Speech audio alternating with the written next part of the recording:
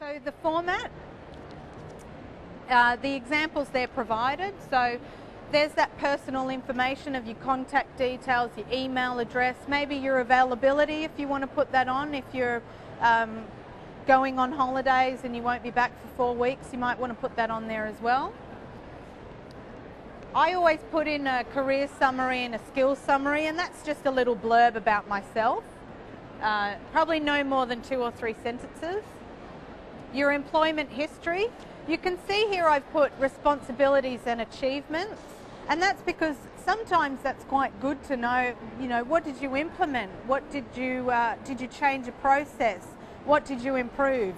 Hiring managers really like to know that sort of information, and it can be very, very insignificant to you, but it might be really significant to the person who's reading your CV or resume. Education. If you don't feel comfortable including that, that's fine, but just be aware if that's in the position description that they're looking for people who have formal qualifications, they will be looking for that sort of information. It's nice to talk about yourself, so include any awards that you've received, professional memberships, volunteering duties, and any additional courses that you've done. Now with referees, it's quite sensitive. Don't put a referee unless you've contacted them to tell them that they're going to be sent to certain managers. And the reason why I say that is because when I do referee checks and they don't know that they're a referee, it's a very awkward conversation. And they may sell the candidate in a certain way, and they've applied for a job that's maybe a little bit out of their depth.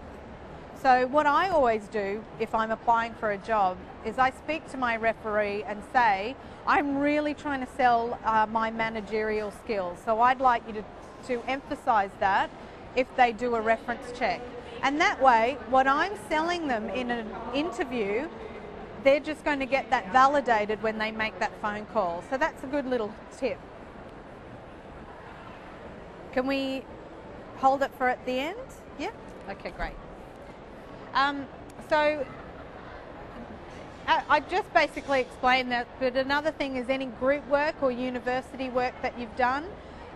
We find that a lot of people who have been at uni and don't have too much work experience, these communicate really well as well. So you've worked in a team before, and working in a team at university is not that different to working in a team at work, basically. So that can sometimes communicate really well as well. So I've just given you a few resources. They are on your handouts. It's really, really helpful. Smart Jobs website, that's a really good website. It's got some really good tips, and so it should, because we want to be bringing people into the government. I know that there's a misconception about how we don't like to do that. I wouldn't be holding these seminars if we didn't think it was important.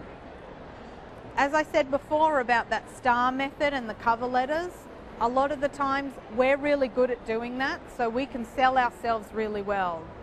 So when you don't sell yourself really well and they're looking at 2 candidates, they're going to go for the person that's really given them what they want.